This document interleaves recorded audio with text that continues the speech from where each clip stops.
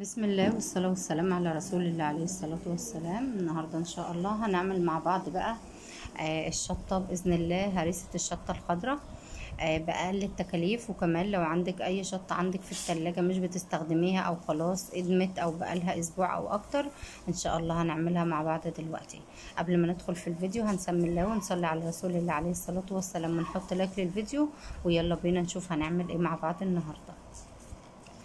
طبعا دي الشطة بتاعتنا. انا طلعت الكيس كده لقيته فيه طبعا شطة قديمة كتير وبايظة زي ما انتوا شايفين كده، بس بناخد منها النظيف اللي فيها. خسارة طبعا الحاجة تترمي زي ما انتوا شايفين كده اهي. بنضف الجوانب اللي انتوا شايفينها دي، الحاجات البايظه، وبتطلع زي الفل اهي. هوريها لكم واوريكم قلبها بيبقى نضيف ازاي واحنا رامينها كده في الكيس ومفكرين بقى انها باظت وكده، انما هي بتبقى زي ما انتوا شايفين كده نضيفه من جوه زي الفل. طبعا خساره بقى. هنعملها هريسه شطه بتنفع لكل الاكلات وبتنفع لكل حاجه ان شاء الله. جربوا الفيديو ده وان شاء الله مش هترموا حاجه بعد كده باذن الله.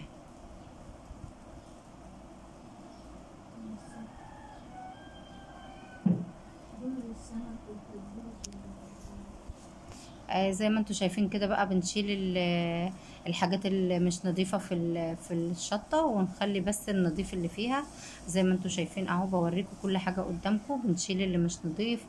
دي كانت عندي بقالها اسبوعين 3، بس انا استخسرتها كده قلت هنعمل بيها تتبيله للسمك، تتبيله الفول، تتبيله لاي حاجه طبعا بتستخدميها حلوه جدا.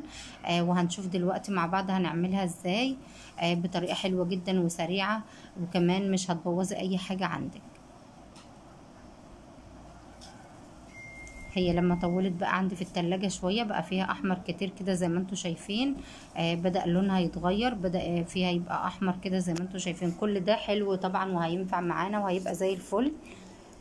وهنشوف هنعمل ايه دلوقتي. بعد ما خلصنا الكمية كلها كده نضفناها زي ما انتوا شايفين اهي. هنغسلها بقى غسلة حلوة.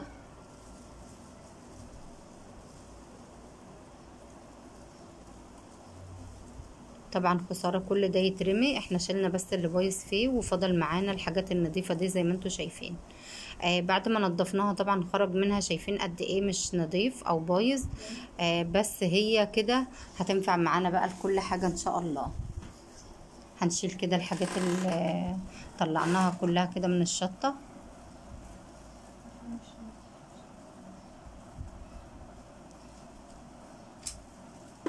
اهو زي ما انتوا شايفين قد ايه. بس بقى بدل ما نرمي الشطة كلها لا، هناخد منها النضيف ده نستغله كده ونستفيد بيه. بعد ما نضفت كل الشطة كده وغسلتها غسلة نظيفة،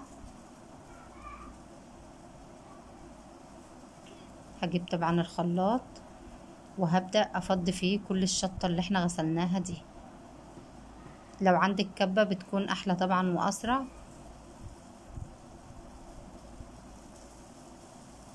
بس انا بحطهم كده في كوز الخلاط بيبقى برضو سريع، و يعني بحط عليهم كده شوية ملح، كمية ملح، وبعملهم بيبقى زي الفل برضو. الموجود عندك اعملي بيه، مش هنقف على حاجة يعني.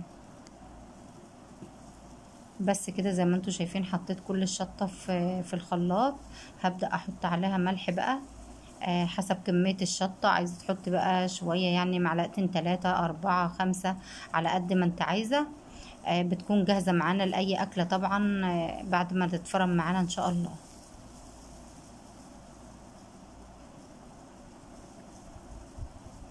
بدأت أحط كمية الملح كده على كل الشطة بتاعتنا زي ما انتوا شايفين كلها كده في الخلاط قدامكم اهي. وهبدأ بقى أفرمها وأوريكم شكلها يبقى عامل ازاي إن شاء الله.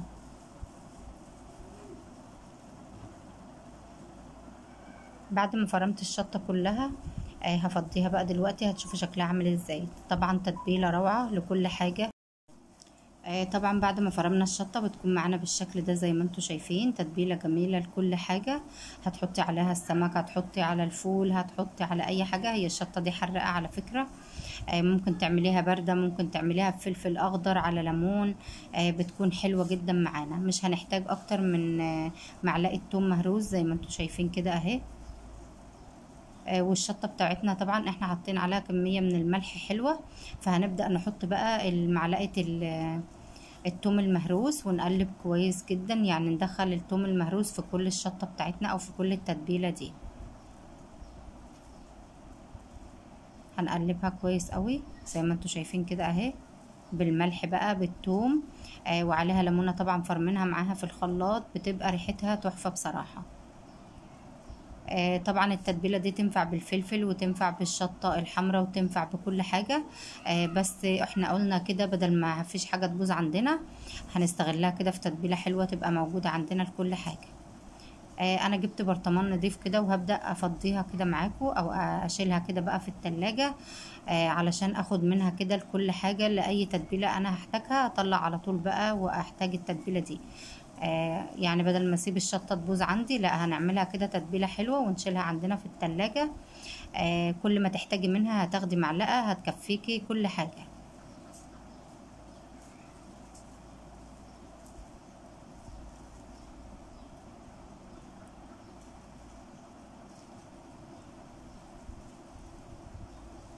بس كده انا طبعا فضيت كل كمية الشطة زي ما انتوا شايفين، او التتبيلة الحلوة اللي احنا عملناها دي تبقى جاهزة معانا. بعد ما حطينا عليها طبعا الملح وضربناها في الخلاط، وحطينا دلوقتي معلقة توم مهروس كبيرة. هنجيب بقى بعد ما نخلص كل الكمية دي في البرطمان، هنحتاج بس معلقة زيت زيتون نحطها على وش البرطمان وخلاص.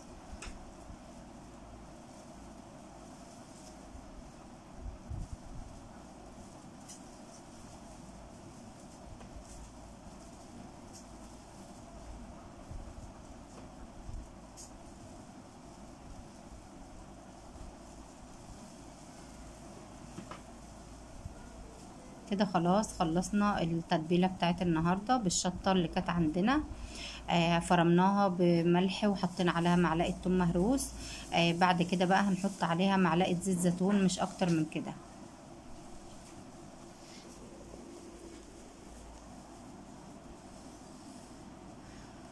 لو اتأخرت عندك بقى في التلاجة تضمني ان هي ما تبص منك او يحصل لها اي حاجة، معلقة زيت الزيتون دي هتحافظ لك عليها.